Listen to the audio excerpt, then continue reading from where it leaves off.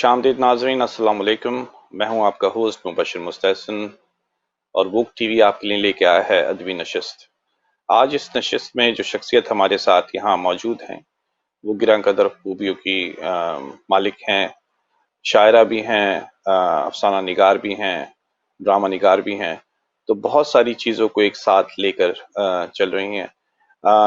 ان کے تعارف کے لیے یہ کہنا بہت آسان ہے کہ آج کے دور میں رہتے ہوئے اتنی زیادہ صنفوں پہ ایک ساتھ کام کرنا مشکل ہے، لیکن ہم ضرور ان سے بات کرتے ہوئے یہ معلوم کریں گے کہ یہ سب کچھ کیسے کر لیتی ہیں۔ تو آج جو ہمارے ساتھ یہاں شخصیت موجود ہیں ان کا نام ہے ناہید اعظمی۔ ناہید، کیسے ہیں آپ؟ السلام، میں بالکل ٹھیک ہوں، خیریت سے ہوں، اور آپ جی، کا اور بہت آپ خوشی ہوئی۔ کی ٹی وی کا شکریہ ادا کرتی ہوں کہ آپ نے مجھے دعوت دی۔ بہت بہت شکریہ، بہت بہت شکریہ۔ ناہید، سوالات کے سلسلے کو اسٹارٹ کرتے ہیں۔ کوشش کروں گا کہ ان تمام پہلوؤں پہ بات کی جا سکے جس سے آپ کی شخصیت کو ہم یہاں یورپ میں زیادہ زیادہ اجاگر کر سکیں۔ سب سے پہلا سوال جو عمومی طور پہ ہر ایک سے کیا جاتا ہے کہ لکھنے پڑھنے کا شوق، شعور کس وقت اجاگر ہوا؟ کیا یہ ہر جس طرح سے جن سے میری بات ہوئی انہوں نے یہی کہا کہ یہ ابتدا سے ہی ان کے اندر موجود تھی، لکھنے کی صلاحیت یا بات کو مختلف انداز میں کہنے کی صلاحیت؟ تو اس پہلو کو آپ کس طرح سے جواب دینا مناسب سمجھیں گے؟ مبشر مستحسن، ہوتا تو یہ ہے کہ جب یہ چیزیں جو ہیں بورن بائی ہیں ہر ایک کی، لیکن ہمیں خود نہیں پتہ چلتا، یہ شوق سے نہیں ہمیں ہوتا، بلکہ مجھے یہ لگتا ہے کہ یہ ہمیں اللہ تبارک و تعالیٰ کی طرف سے ایک چیز ودیعت ہوتی ہے۔ تخلیق جو ہے وہ نظم نثر دونوں طرح سے ودیعت ہی ہوتی ہے، یہاں تک کہ میں تو سمجھتی ہوں کہ صحافت میں جو کچھ چیزیں ہوتی ہیں وہ بھی مجھے تو ایسے ہی لگتا ہے کہ وہ ودیعت ہی ہوئی ہیں مجھ پر۔ میری ابتدا جو ہے وہ اس وقت ہوئی تھی جب میرے، یا یہ کہہ لیں کہ مجھے اس وقت احساس ہوا تھا، مجھے اس وقت اس بات کا علم ہوا تھا کہ میں کچھ کہہ سکتی ہوں، جب میرے فادر کی ایکسیڈنشل ڈیتھ ہوئی تھی اور ان کی باڈی سامنے رکھی تھی، تو میں نے زندگی کا پہلا ایک مصرع کہا تھا۔ جی، میں نے ایک مصرع کہا تھا، لیکن وہ مجھے یاد تو نہیں ہے، کافی عرصہ ہو گیا، میں کلاس 7 میں تھی، سوری، یا تو 7 سال کی تھی یا کلاس 7 میں تھی، بس مجھے 7 کا حصہ یاد ہے۔ اس کے بعد پھر میں نے بچوں کے رسالے ہمارے گھر میں آتے تھے، تعلیم و تربیت اور نونہال اور بچوں کی دنیا، بہت سارے آتے تھے، پھر میں نے اس میں لکھنا شروع کر دیا۔ اس کے بعد پھر جو ہے میں میٹرک کا امتحان دیا ہے، میں نے رزلٹ نہیں آؤٹ ہوا تھا، تو میں نے کافی جو ہے صحافت کی طرف چلی گئی۔ سلطانہ مہر صاحبہ ہوتی تھیں، ان کا رسالہ روپ نکلتا تھا، میں نے اس میں کچھ انٹرویوز ان کو کر کے دیے، وہ تو بہت خوشی ہوں۔ کچھ اسٹوری انہوں نے مجھے پہلی ایک اسٹوری دی تھی، سارا شگفتہ کا ایک انٹرویو تھا، انہوں نے کہا تھا اس کو کہانی بناؤ، تو اندر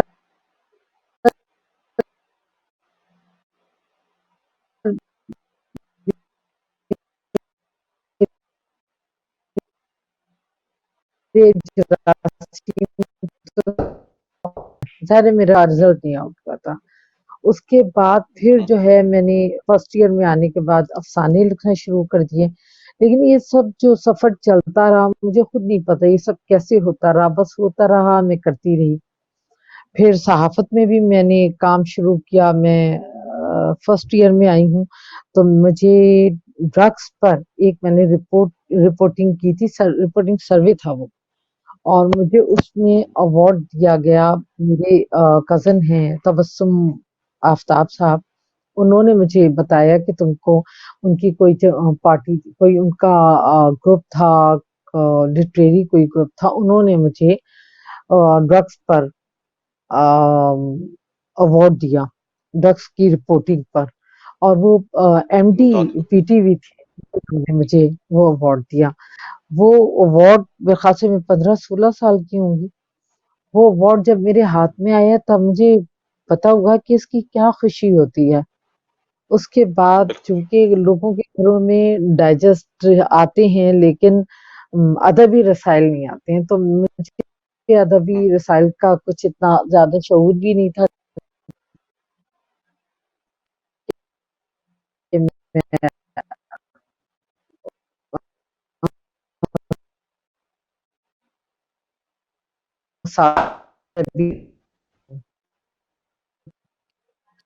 اور ان بات ناقد اور میری بہن ہے، میں کہانتی تھی اور ظاہر ٹین ایج تھی تو میں لو سٹوریز لکھتی تھی. میں اپنی امی کو بے دھڑک سنا دیتی تھی، بس یہ کہتی تھی جہاں کوئی ڈائلاگس ایسے آ رہے ہیں جو اس ایج کا تقاضا تھے تو میں ان کو کہتی تھی یا تو کہ آپ خود پڑھ لیں اور یا پھر آپ آنکھیں بند کریں تو پھر میں سناؤں گی آپ کو. تو وہ جو ہے میری اچھی ناقد تھیں، وہ مجھے بتا دیتی تھیں یہ تھوڑا سا تبدیل کر لو، یہ اس طرح کر لو. اور پھر افسانوں سے پھر ایک ٹائم آیا کہ مطلب یہ چیزیں جیسے کہ لینا ہمیں ناگزیر ہے، اس طرح تحریر بھی ناگزیر ہوتی چلی گئی. پھر شاعری کی مجھے اپنے گھر سے جو ہے مطلب اپنے والدین کی طرف سے بڑی اچھی سپورٹ، میری بھابیاں، میرے بھائی، بھتیجیاں، بھتیجے، بھانجے بھانجے سب سے مجھے بڑی سپورٹ ملی، نے بڑا سراہا. لیکن مجھے اپنے ہسبینڈ کی طرف سے بالکل کوئی سپورٹ نہیں ملی. انہوں نے یہ چاہا میں مشاعرے بھی نہ پڑھوں، میں شاعری بھی نہ کروں. لیکن چونکہ یہ چیز جو ہے یہ اللہ کی طرف سے ودیت ہوتی ہے تو میں شعر بھی کہتی رہی. لیکن انہوں نے ایک زمانہ آیا مجھے روک دیا اور مشاعروں میں نہیں جانے دیا. اب بچے بڑے ہو گئے تو پھر میں جا سکتی تھی، میرے بچے مجھے ساتھ لے کر جاتے ہیں تو الحمدللہ اب میں مشاعروں میں بھی جاتی ہوں. جو ہماری رائٹرز کی جو سیٹنگز ہوتی ہیں ان میں بھی میں جاتی ہوں. اللہ کا بڑا کرم ہے. ماشاء اللہ. تو مطلب اگر یہ کہا جائے کہ شادی کے بعد آپ کے جب اس طرح کی رکاوٹ تھی تو آپ کے جو تخلیقی عمل تھا اس میں کچھ تبدیلیاں آئیں یا آپ نے اسی مزاج کو مینٹین کرتے ہوئے لکھتی رہیں یا کس طرح سے اس سفر کو جاری رکھا اس دور میں جب آپ تھوڑی سی پابند تھی؟ دیکھیں تخلیقی سفر کا حال یہ ہے کہ آپ نے ایک بول کو پانی بھر کے رکھ دیا، وہ ببلز آئیں گے تو وہ ڈھکنا ہٹے گا اور پانی گرے گا، یہ تو رک نہیں سکتا تھا. حالانکہ میرے ہسبینڈ نے جو ہے وہ یہ بھی چاہا کہ میں افسانے بھی نہ لکھوں تو وہ نہیں بانی ملازم تھا، میں اس کو دیتی تھی، وہ پوسٹ کر آتا تھا. ہاں مشاعروں میں جانا میرا رک گیا تھا. میں نے بہت کم مشاعرے اٹینڈ کیے جس میں وہ خود ہوتے تھے تو وہ منہ بنائے بیٹھے رہتے تھے، لیکن وہ سلسلہ روک نہیں سکتا تھا. بس مشاعروں میں جانے کا، اسے جوائن کرنے کا، مشاعرے پڑھنے کا سلسلہ رک گیا تھا. اور لیکن شعری سفر نہیں رک سکتا، وہ میں لکھتی رہی. پھر مجھے سمجھ آ گئی تھی تو میں ادبی رسائل میں چھپاتی رہی. اور پڑھنے کا سلسلہ البتہ نہیں اس وقت چل سکتا تھا. اچھا، تو اس زمرے میں ایک سوال پیدا ہوتا ہے کہ بغیر مطالعے کے، بغیر شعور کے چیزوں کو تخلیق کرنا مطلب ایک طرح سے ممکنات میں نہیں آتا. تو جو مطالعے کا شوق تھا اس وقت ابتدائی دنوں میں، آپ کن کو زیادہ پسند کرتی تھیں پڑھنا، شاعری میں یا ادیبوں میں؟ کیونکہ ہر ایک کے کچھ معیارات ہوتے ہیں، آپ اس کو اسی کو فالو کرتے ہیں. تو آپ نے اپنے ذہن میں کوئی خاکہ بنایا تھا کہ آپ کو ان کی شاعری زیادہ پسند ہے یا ان کی جو لکھنا ہے آپ کو ان کا زیادہ سمجھ میں آتا ہے؟ کیونکہ وہ ایج میں سمجھ پا رہا ہوں، ایک ینگ ایج کے اندر یہ ڈیسائیڈ کرنا کہ کون سی چیز آپ کے لیے بہتر ہے، کون سی آپ کو مثبت سوچ دے گی، مشکل ہوتا ہے. تو اس کی آپ نے احاطہ بندی کیسے کی؟ دیکھیں جو تخلیقی عمل سے گزرتے ہیں لوگ، وہ صرف لکھتے ہی نہیں ہیں، پڑھتے بھی ہیں. اور پھر وہ جو ہمارا دور تھا وہ تھا ہی کتابوں کا دور، لائبریریز کا دور، لائبریری سے منگوا لیا. لیکن وہ جو دور تھا وہ ایسا دور تھا کہ کچھ بھی مل جاتا تھا ہم پڑھ لیتے تھے اور پڑھتے تھے اور وہ ازبر بھی ہو جاتا تھا. پھر جب شاعری پڑھی، پھر نثر پڑھی، اور مطلب ہوا یہ کہ جو ملتا گیا ہم اسے پڑھتے گئے. ہم نے کوئی درجہ بندی نہیں کی کہ ہم نے اس کو پڑھنا ہے. لیکن ہاں بعد میں جب شعور بہت پختہ ہو گیا تو احساس ہوا کہ ناصر کاظمی، جن کا سلسلہ میر تقی میر سے جا کر ملتا ہے، وہ ہمارے مزاج کے زیادہ قریب ہیں۔ وہ سیل ممتنع کے اشعار بہت آسان شاعری کرتے ہیں، یا یہ کہ وہ دل کو چھو جاتی ہے۔ اس کے بعد بھی بہت سارے لوگ، پروین شاکر، یہ بہت سارے لوگ ہیں، احمد فراز، منیر نیازی بھی مزاجن بڑے نام۔ بہت قریب لگے ہیں جی، لیکن میں نے کسی کے اسلوب کو نہیں کاپی کیا۔ بعض اوقات ایسا بھی ہوا میں کہیں میں پڑھ رہی ہوں اور ان کا جو میں پڑھ رہی ہوں وہ شاعری مجھے بہت پسند آئی، اور اتفاق کی بات جب بہت زیادہ مجھے پسند آئی تو پھر میں نے رات تک اشعار کہہ دیے، 2 3 4۔ پھر میں نے ان کو دیکھا، میں نے کہا یہ اگر ہم کسی کا پڑھ کر کہہ رہے ہیں کیونکہ وہ ہمارے دل کو چھو رہا ہے، تو پھر ہمارا تھوڑا سا ان کا نقش جو ہے وہ ہمارے اندر آ جائے گا۔ میں نے پھر اس کو نہیں چھپایا، لیکن اسی طرح بہت سارے لوگ کہتے ہیں کہ زمین میں طرح مشاعرے، یعنی اب پختہ عمر میں آ کر لوگ کہتے ہیں کہ فلاں کی زمین میں کہیں، تو میں اس کو کہی تو ہے، جیسے میں نے پروین شاکر کی زمین تھی تو میں نے اس میں ایک شعر کہا، جو پوری غزل کہی، جس کا میری کتاب کا عنوان بھی پوروں پہ آسمان ہے، تو وہ ایک شعر آپ کو سنا دیتی ہوں۔ پوروں پہ آسمان کو رکھنا بہت محال تھا، پوروں پہ آسمان کو رکھنا بہت محال تھا، میں نے جنون شوق میں یہ بھی کمال کر دیا۔ تو لیکن میں نے دیکھا اسی طرح اعجاز احمد آذر کی ایک مشہور زمانہ غزل تھی، وہ طرح مشاعرے کے لیے مجھے دی گئی مصرع طرح اس کا، تو میں نے اس میں کہا میری ہتھیلی پہ شام ہی سے دہکتا سورج اتر گیا ہے، میری ہتھیلی پہ شام ہی سے دہکتا سورج اتر گیا ہے، سحر تلک اب بہت ہے مشکل کسی دیے کا اجال رکھنا۔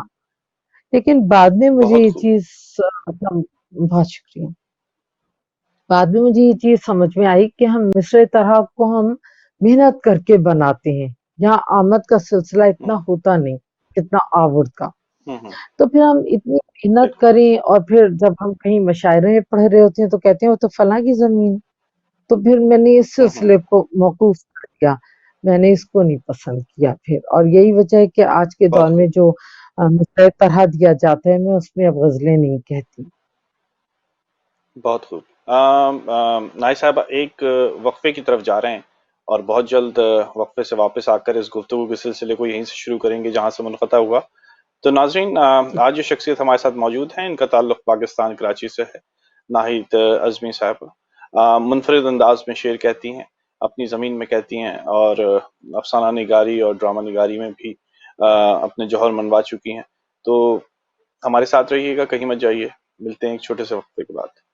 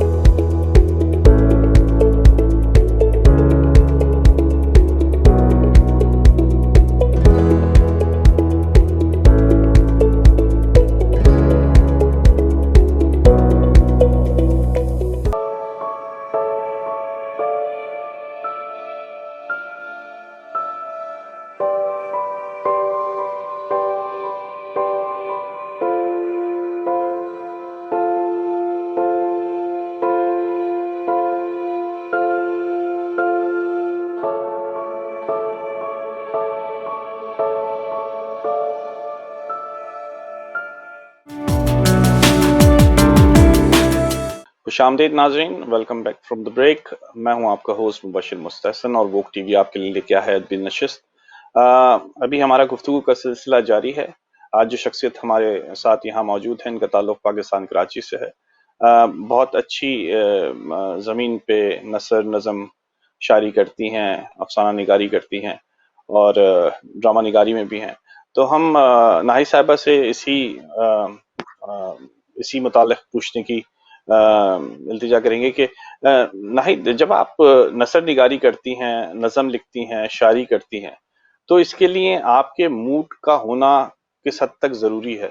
کوئی بھی بات کہنے کے لیے، چاہے وہ کسی بھی صنف میں کی جائے، اس میں نثر نگاری ہو جائے، اس میں ڈرامہ نگاری ہو جائے، اس میں شاعری ہو جائے، تو اس کا کیا اثر پڑتا ہے آپ کے لکھنے پہ؟ بہت اچھا سوال کیا مبشر آپ نے. موڈ جو ہے وہ بہت زیادہ اثر انداز ہوتا ہے. جب ہمارا موڈ ہے تبھی ہم لکھ سکتے ہیں، اور ہمارا موڈ نہیں ہے تو ہم بالکل نہیں لکھ سکتے. جیسے کہ اس کے ساتھ آمد کا سلسلہ بھی بہت ضروری ہے. ہمارا موڈ بن رہا ہے، ہمارا موڈ بنتا ہی اس وقت ہے جب ہم پر آمد کا سلسلہ شروع ہو جاتا ہے. تو یہ ساری جو جوائننگ ہے یا جو کنیکشنز ہیں یہ قدرت کی طرف سے ہیں. قدرت ہم پر جب آمد کرتی ہے کسی بھی چیز کی تو ہمارا موڈ جو ہے وہ آہستہ آہستہ اس جانب راغب ہو جاتا ہے. اچھا، اس کے بغیر یعنی اگر ہم پر آمد نہیں ہے تو ہم نے ایک لفظ نہیں کہہ سکتے. جیسے میں افسانہ بالکل. لکھ رہی تھی اور میں نے وہ افسانہ چھوڑ دیا، اور آپ یقین کیجیے وہ 11 سال کے بعد اس کا اینڈ ہوا. یہ نہیں تھا کہ میں نے اس دوران کچھ نہیں لکھا، اس دوران میں نے لکھا اور بہت کچھ لکھا، لیکن اس کہانی کو مکمل کرنے کی طرف میرا پین جاتا ہی نہیں تھا، قلم جاتا ہی نہیں تھا. 11 سال کے بعد اس کا اینڈ ہوا، اور اینڈ بھی آپ کو مبشر اتنی ہنسی آئے گی، صرف 2-2.5 صفحے کا اینڈ تھا اور اس کو مجھے 11 سال لگے. تو اسی طرح بالکل. شاعری کا معاملہ ہے کہ جب ہمارے دماغ میں کوئی چیز پک جاتی ہے اور وہ چھلکنے لگتی ہے تو قدرت ہمارا موڈ اس طرف راغب کر دیتی ہے. میں آپ کو بڑی بالکل. حیرت انگیز بات بتاؤں، میں نے جیلانی بانو کا انٹرویو کیا. میں نے ان سے یہی سوال کیا کہ تخلیق کار تو موڈ ہی ہوتا ہے، وہ موڈ پر لکھتا ہے.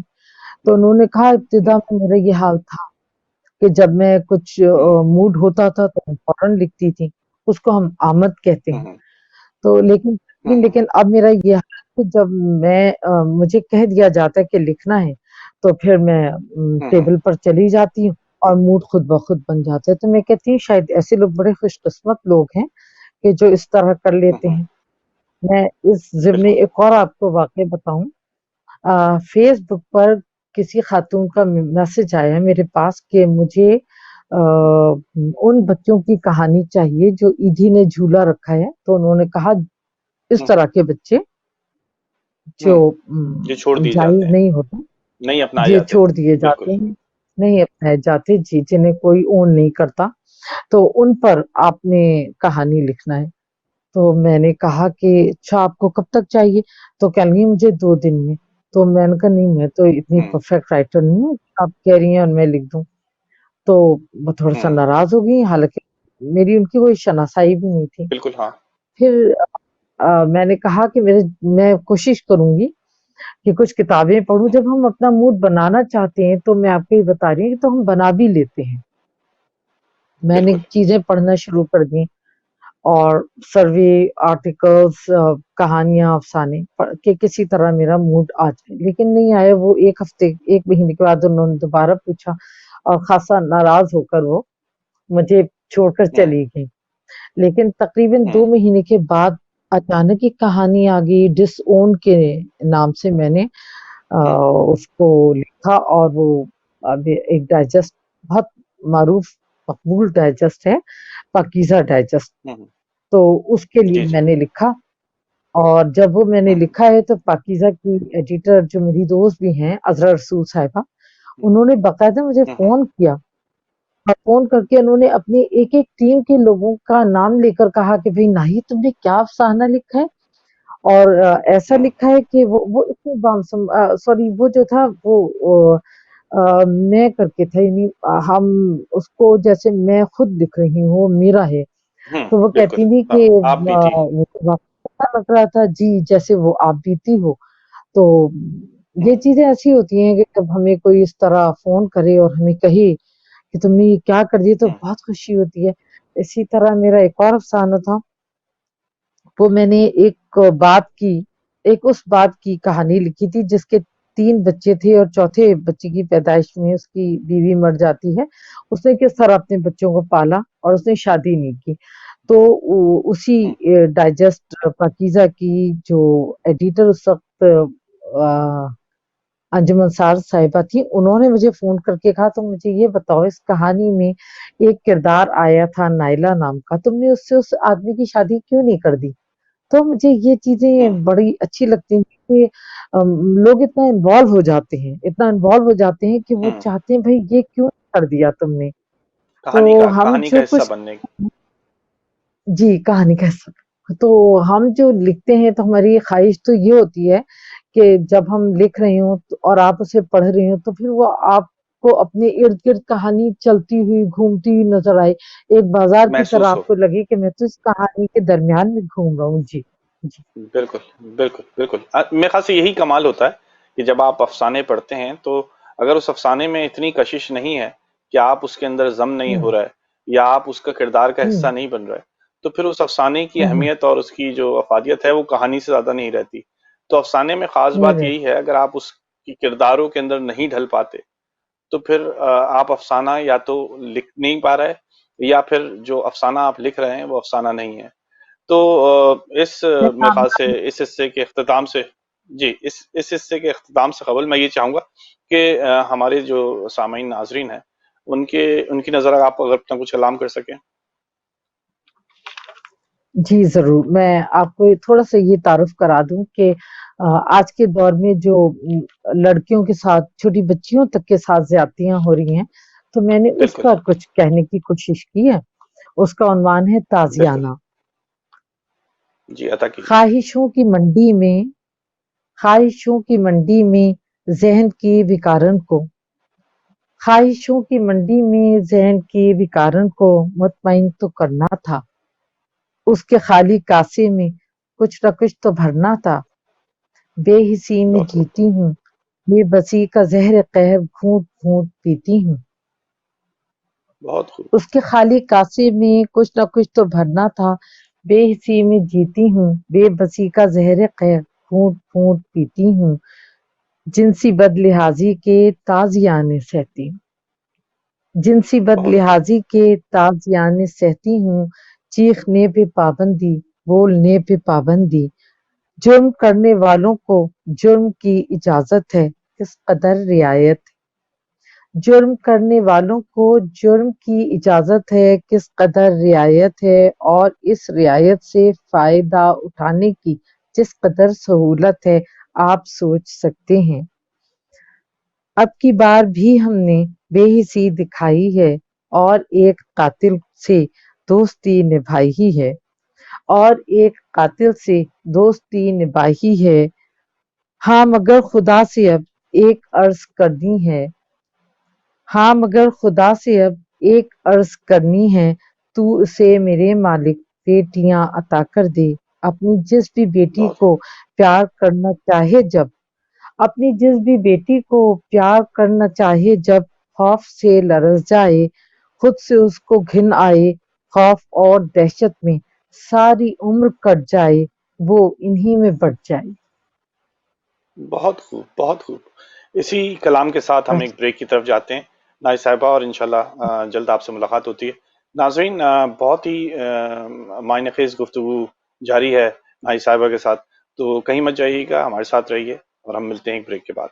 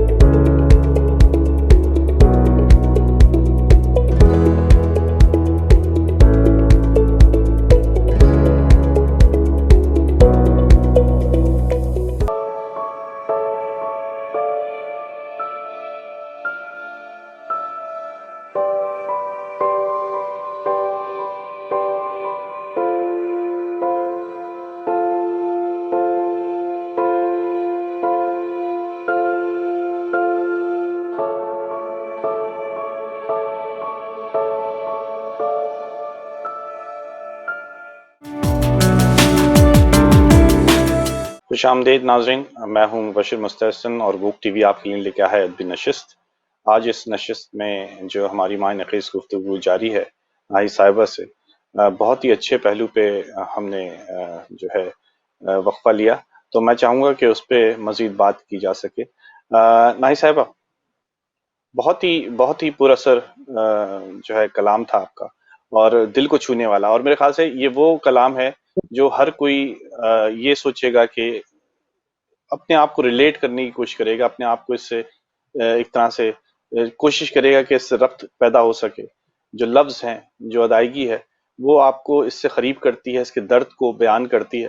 تو بہت ہی خوبصورت بالکل انداز بیاں آپ کا۔ اور اسی سلسلے بالکل میں اگر ہم کچھ آگے کی بات کر سکیں کہ گھریلو ذمہ داریاں جو ظاہر بات ہے مرد حضرات پہ بھی ہوتی ہیں، خواتین پہ بھی ہوتی ہیں، لیکن میرے خیال سے خواتین زیادہ اثر انداز ہوتی ہیں اگر وہ تخلیق کار ہیں تو، کیونکہ گھریلو ذمہ داری کے ساتھ جو آپ کا تخلیقی عمل ہے وہ کہیں نہ کہیں جا کے رک جاتا ہے۔ تو آپ کو ان مشکلات کا سامنا پیش آیا، یا ان مشکلات سے آپ کس طرح سے اپنے آپ کو باہر نکال سکیں، یا ان کے ساتھ اپنے آپ کو ایڈجسٹ کر سکیں؟ ہر تخلیق کار خاص طور پہ خاتون جو ہے وہ 24 آورس جو ہے وہ ورکنگ میں ہے۔ اسی میں اگر بالکل، کوئی تخلیق کار بھی ہے، یعنی ہر لیڈی جو ہے وہ 24 آورس، سوری اسپیشلی یہ بالکل، جو خواتین جو ورکنگ میں ہیں وہ 24 آورس ہوں، جو ہے وہ تخلیقی عمل میں۔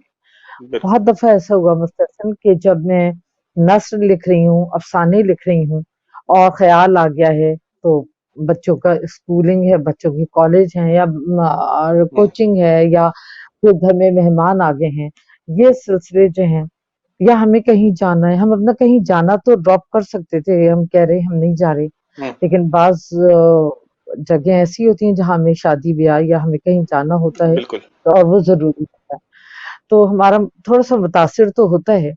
تو میں نے اس کا حل یہ ہوں، نکالا تھا کہ میں رات کو جب سونے لیٹ جاتی تھی تو میں عام طور پر رات کے 2 بجے خود بخود اٹھ جاتی تھی، اور جو کچھ میرے کہانی چل رہی ہوتی تھی تو پھر میں ہوں، اس کو رات کے 2 بجے لکھا کرتی تھی۔ اچھا یہ بھی آپ کو بالکل، بتاؤں کہ مجھے شاعری کی طرح افسانہ جو ہے وہ بھی مجھے آمد ہوتی ہے، یہاں تک کہ ہوں، اگر میں نے اپنی کسی ہیروئن کو کوئی کپڑے پہنانے ہیں، کہیں کسی جگہ بھیجنا ہے، تو مجھے وہ چیزیں تک نظر آ رہی ہوتی تھیں، پھر جو کچھ نظر آ رہی بالکل، ہوتی تھی اس کو میں قلم بند کرنا ہوتا تھا۔ شاعری کا جہاں تک تعلق ہے یہ ہم چلتے پھرتے کر سکتے ہیں، غزل، اور ہوں، عام طور پر ہوں، میری بہت اچھی غزلیں جو ہیں وہ کچن میں ہوئی ہیں۔ میں عام طور پہ کچن ہوں، میں کام کر رہی ہوں، غزل ہو گئی، میں اس کو ساتھ ساتھ لکھتی ہوں، جا رہی ہوں۔ نظم کے لیے ہوں، میں آپ کو بتاؤں، میں نے یہ جو تازیانہ نظم ہے جو میں نے ابھی آپ کو سنائی، یہ مجھے واک کے دوران ہوں، ہوئی تھی، اور میں موبائل اوکے، ساتھ لے گئی تھی، مصرے لکھتی جاتی تھی اور اپنی بیٹی کو سینڈ کرتی جاتی، اس کے میسج آ رہی تھی کیا ہوں، بھیج رہی ہیں، لیکن میں اس بالکل، کو بالکل، جواب نہیں دے سکتی، میں بس بھیجنے کا ہوں، عمل جاری رکھا تھا۔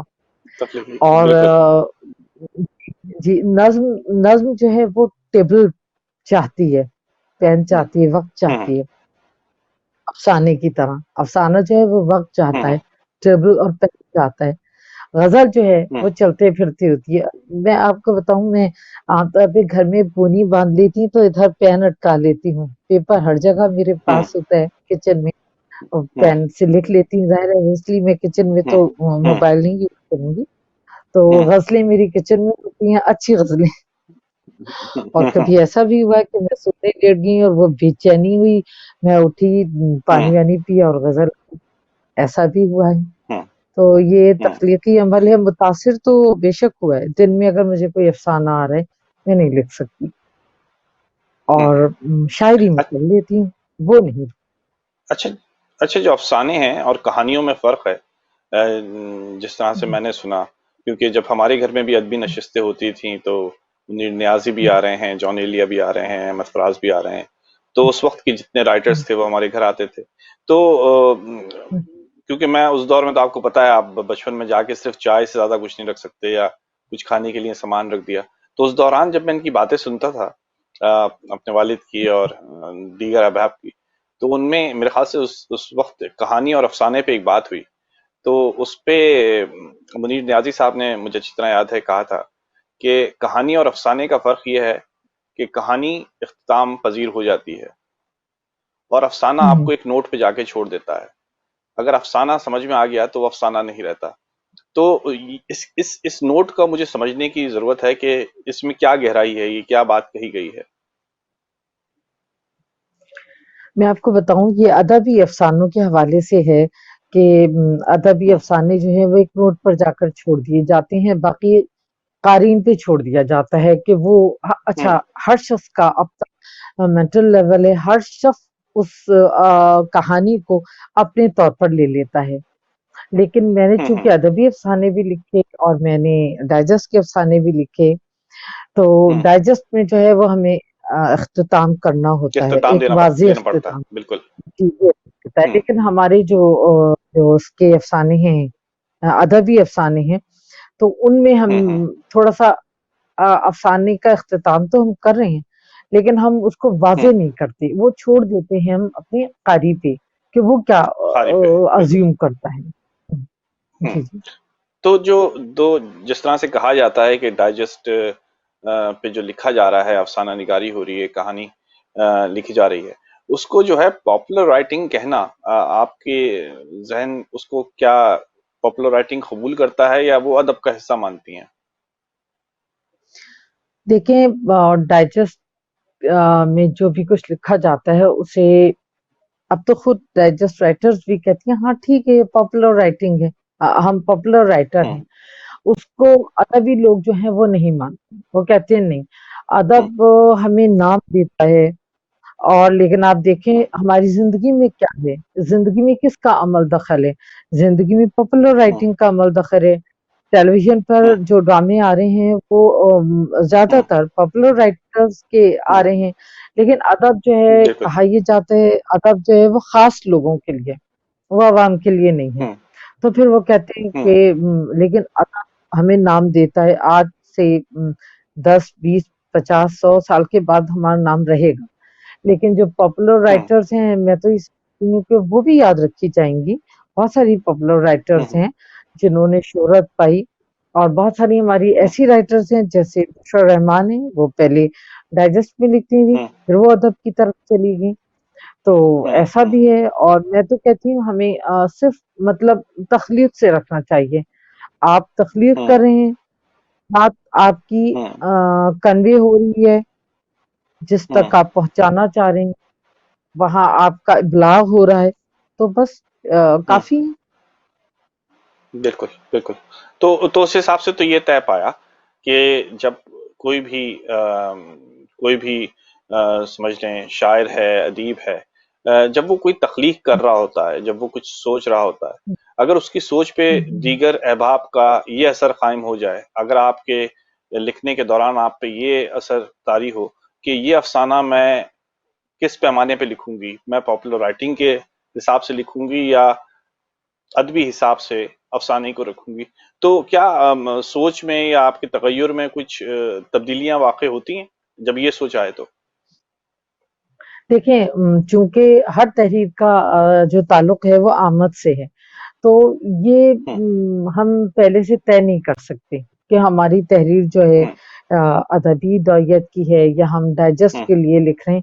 یہ تو تحریر مکمل ہونے کے بعد اس کا فیصلہ ہوتا ہے کہ یہ ادب کے معیار پر پوری اتر رہی ہے یا ہمارے ڈائجسٹ کے معیار پر. ہوں، ڈائجسٹ میں ہوں، بھی آپ دیکھیے کہ ہر موضوع کو ہوں، پر لکھا جا رہا ہے, بہت اچھا لکھا جا رہا ہے. ڈائجسٹ میں یعنی پاپولر رائٹنگ میں ہم دیکھتے ہیں بہت ساری ایسی چیزیں ہیں کہ جو ادب کے معیار پہ پوری اترتی ہیں لیکن نہیں مانی جاتی. ادبی جو ہوں. کرتا حلقہ دھرتا ہے ہے اس میں.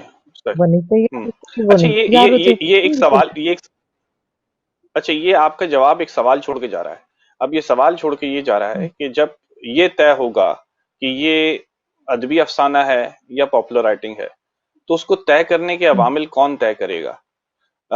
کیا کسی ایک خاص گروہ کی بات کو مان لیا جائے گا, یا وہ جنہوں نے اس پہ عبور حاصل کر لیا ان کی بات کو مانا جائے گا, یا جو لکھ رہا ہے, جس کے تغیر میں چیزیں آ رہی ہیں, جو اپنے حساب سے کردار سازی کر رہا ہے, جس نے پورا ایک سمجھ لیں ایک طرح سے ایک چیز کو جو پیش کر رہا ہے، تو ان تینوں احباب میں سے وہ کون سا شخص ہوگا جو یہ طے کرے گا کہ اس کو کس صنف میں رکھا جائے؟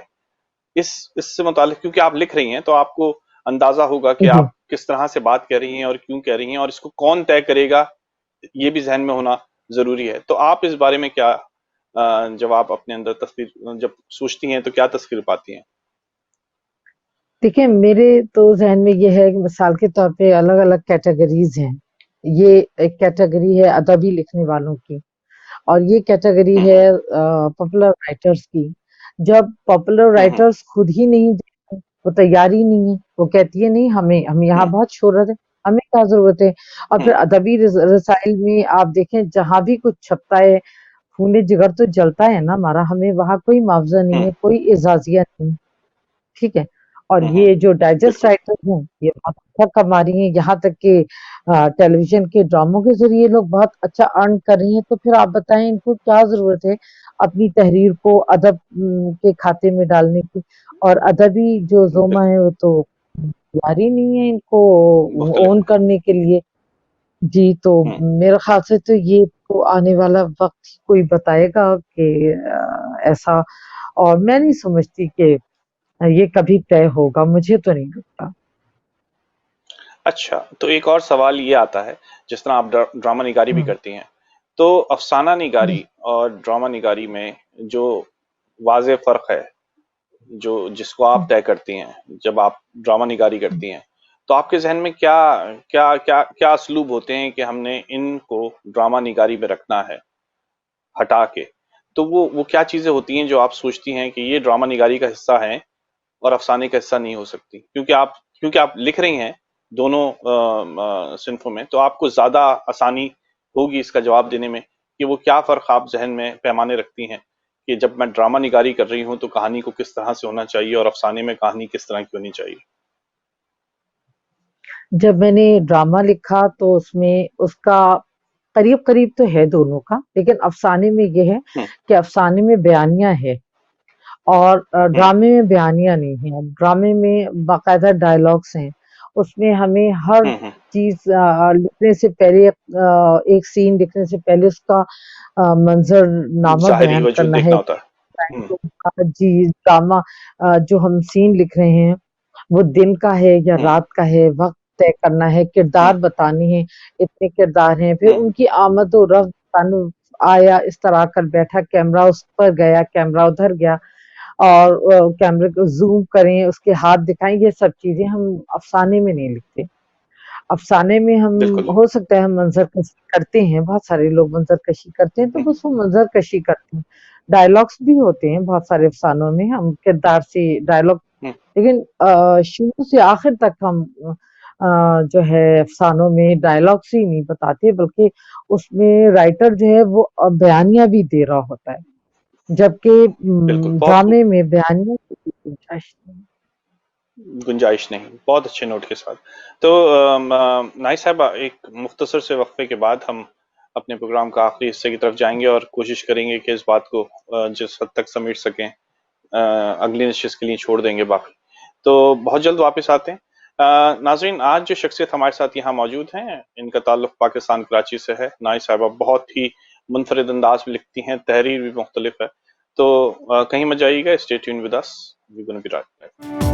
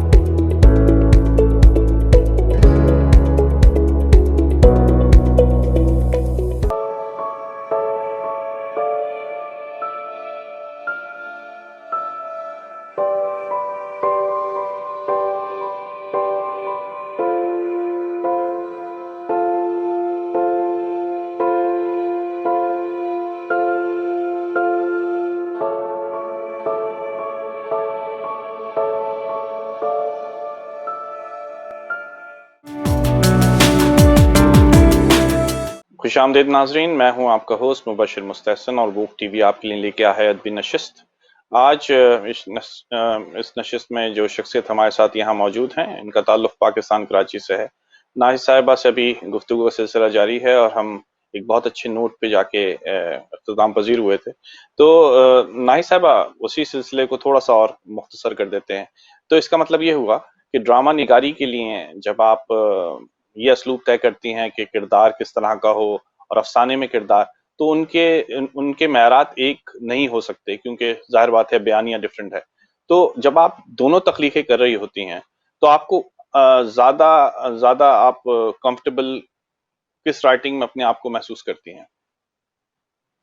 میں افسانے میں، اگر میں شاعری کے حوالے سے بھی بات کروں، ڈرامے کے حوالے سے بھی، اور افسانہ ایک اتنا کھلا میدان ہے کہ میں جیسے چاہوں لکھوں، جہاں چاہوں اس کی کہانی کو موڑ دوں، جہاں چاہوں ٹوسٹ لے لوں، جس کردار کو چاہوں میں مار دوں۔ لیکن ڈرامے میں یہ ہے، مجھے بہت ساری پابندیوں کا سامنا ہوتا ہے، اور شاید یہی وجہ ہے کہ میں نے بہت زیادہ ڈرامے میں آگے نہیں گئی۔ ایک سین ہے، اس کے بعد اس پر اتنا ڈسکشن ہوتا ہے کہ جو ہمارا موڈ ہے وہ مزید لکھنے کی طرف راغب نہیں ہوتا۔ بہت زیادہ بالکل وہاں بالکل۔ معاملات ہیں، یہ کہانی کو یوں کر دیں، اس کہانی کو یوں کر دیں۔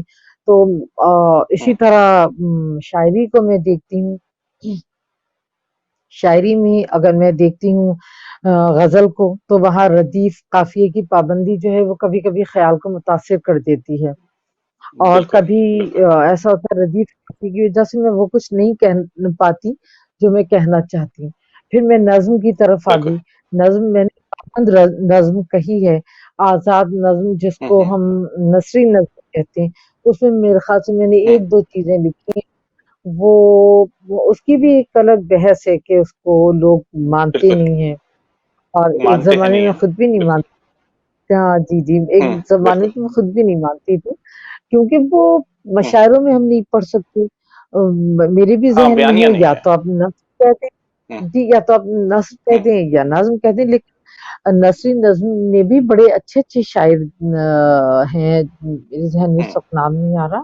عذرا عباس ہیں، بہت اچھی نثری نظم کی شاعرہ ہیں۔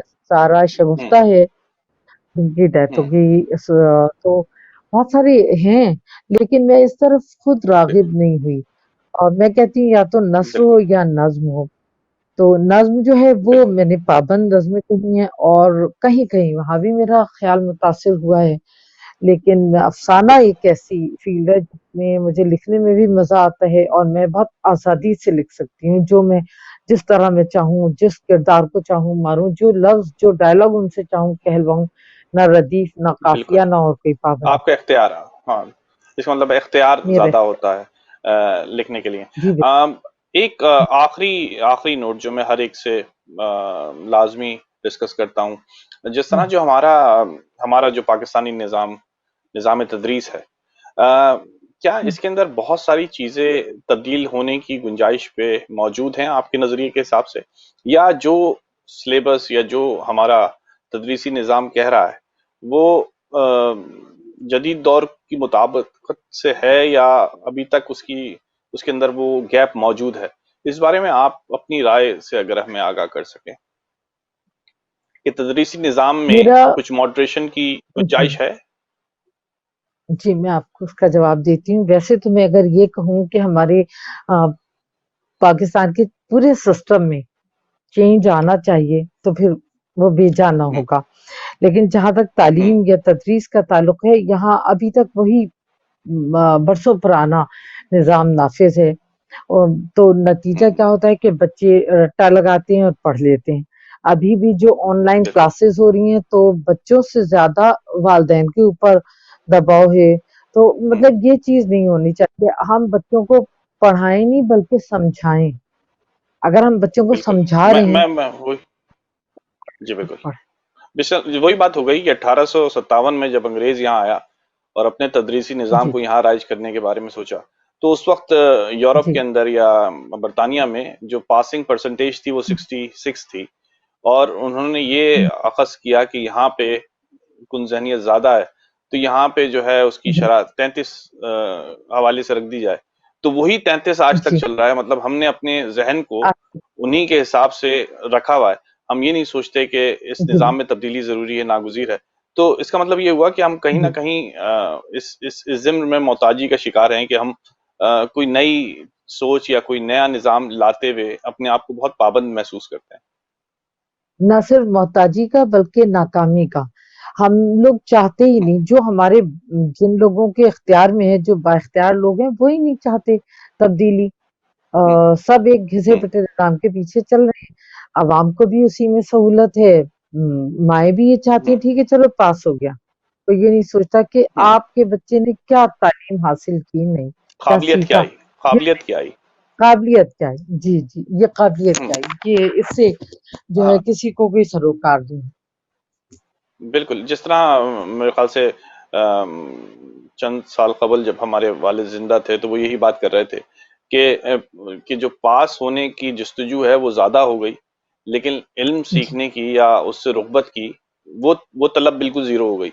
مطلب جی بقول بالکل. ابو کہتے تھے کہ جب ایم اے انگلش کا کوئی آتا ہے اور مجھ سے کہتا ہوں اپنے ہاتھ سے بغیر کسی اپلیکیشن. لیپ ٹاپ یا کمپیوٹر کی مدد سے ایک ایپلیکیشن 100 لفظ کی لکھ کے دو کہ تم یہاں کیوں آنا چاہتے ہو، تو اس کے اندر ہزارہ مسٹیک، جس کے اندر اسپیلنگ مسٹیک شامل ہے، جس کے اندر آپ کی گرامیٹیکل مسٹیک شامل ہے.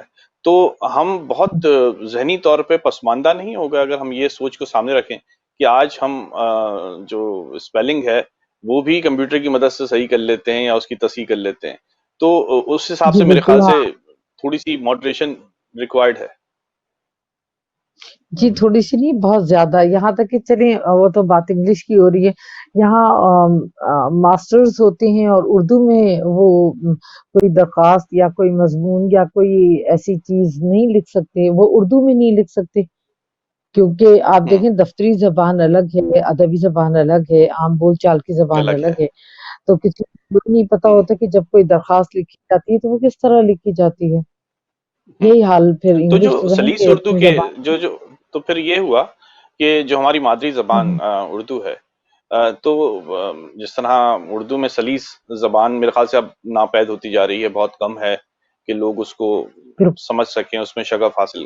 تو اس کا رجحان کیوں بڑھتا جا رہا ہے کہ ہمارا جو ذہن ہے وہ آج بھی اسی کو زیادہ قابل سمجھتا ہے جو انگریزی میں جو ہے کنورسیشن کر سکے. مطلب آج بھی ہم ذہنی طور پہ میرے خیال سے غلامی کا شکار ہیں کہ ہم غلام. میرٹ کے اندر بھی میرٹ کے اندر بھی اپنی زبان میں عبور رکھنے والوں کو کمتر محسوس کرتے ہیں. وجہ یہ دیکھیے کہ جتنے ہمارے سیاستداں ہیں ان کی اولادیں بھی باہر جا رہی ہیں. پھر یہاں جو بہت ہوں، اچھی جاب ہے صرف ایلٹس کلاس کے لیے ہے یا بزنس ہے. ہوں، جو ہمارے جو زیادہ طبقہ ہے وہ ایک تو ہمارے یہاں لٹریسی کی بہت کمی ہے. دوسری بات یہ کہ ہوں. انگریزی زبان جو ہے وہ اگر صرف ایک زبان کی حد تک رہے تو زیادہ اچھا ہے. پھر یہ کہ سمجھ میں آتا ہے. سسٹم ہمارے دو ہیں. گورننس سسٹم جہاں تو ہوں، کوئی پڑھائی ہے ہی نہیں. قابلیت تو الگ ہوں، ہی باتیں، درسی کتب بھی نہیں پڑھائی جاتی. اور پھر یا یہ ہوں، انگلش اسکول سسٹم ہے، یہ جو دو سسٹم ہیں ہوں، یہ آدھا تیتر آدھا پٹیر ہو گئے ہیں. بالکل بالکل صحیح آپ نے وضاحت کی اس بارے میں. تو اس سے تو یہ بات اخذ ہو رہی ہے کہ تدریسی نظام میں تبدیلی ناگزیر ہو چکی ہے. اور اگر ہم یہ بالکل. کہیں کہ آج کی حکومت تبدیلی کا نعرہ لے کے آئی ہے تو اس نظام میں بھی تبدیلی ناگزیر ہے جس کے اوپر ان کی دسترس ہے کہ کر سکتے ہیں، یا اس اور کے بارے میں کچھ اور ایک کچھ پیمانے طے کر سکتے ہیں. جی بالکل. اور ایک نظام ہو، ایک ہی نظام ہو. یہ جو دو ہوں، نظام ہیں، آدھا انگلش آدھا اردو، یہ نہیں ہو. بالکل بالکل بہت خوب بات کی. نائب صاحب آج آپ سے بات کر کے بہت خوشی ہوئی، بہت کچھ سیکھنے کو ملا، اور میں امید کرتا ہوں کہ انشاءاللہ آئندہ بھی آپ سے اس قسم کی ملاقات ہوتی رہے گی جس میں ہم جو معاشرے میں درپیش مسائل ہیں ان کے بارے میں بات کر سکیں. تو دل سے خوشی ہوئی آپ سے بات کر کے، آپ کی رائے سن کے، آپ کے تجربات کے بارے میں شکریہ. سن کے ایک سیکھ ملی. اور مجھے امید ہے کہ ہمارے ناظرین جو آپ کو سن رہے ہوں گے ان کو بھی ایک حوصلہ ملا ہوگا کہ جہاں راستے بند ہوتے ہیں وہیں سے راستے کھلتے ہیں. تو آپ اس کی ایک بالکل. جیتی جاگتی مثال ہیں، اور امید یہی ہے کہ جو لوگ آج ان صعوبتوں یا مصیبتوں کا سامنا کر رہے ہیں اور دیکھ رہے ہیں وہ آپ سے بہت کچھ سیکھنے کو ملے گا. تو بہت اسی نوٹ کے ساتھ پروگرام کو ختم کرتے ہیں، اور میں آپ کا شکر گزار ہوں کہ آج آپ نے ہمیں وقت دیا. تو انشاءاللہ ضرور آپ سے یہ سلسلہ قائم رہے گا اور ہم اس گفتگو کے سلسلے کو اسی طرح آگے بڑھاتے رہیں گے۔ تو ناظرین، آج جو شخصیت ہمارے ساتھ یہاں موجود تھی، ان کا تعلق پاکستان کراچی سے تھا اور بہت ہی اچھی گفتگو رہی، مجھے امید ہے آپ کو پسند آئی ہوگی۔ اور اس نوٹ کے ساتھ اس پروگرام کا اختتام کرتے ہیں کہ کل ایک نئے مہمان کے ساتھ ایک نئی گفتگو کا سلسلہ آپ کے ساتھ جاری رکھیں گے۔ تو اپنا بہت خیال رکھیے گا۔ اللہ حافظ۔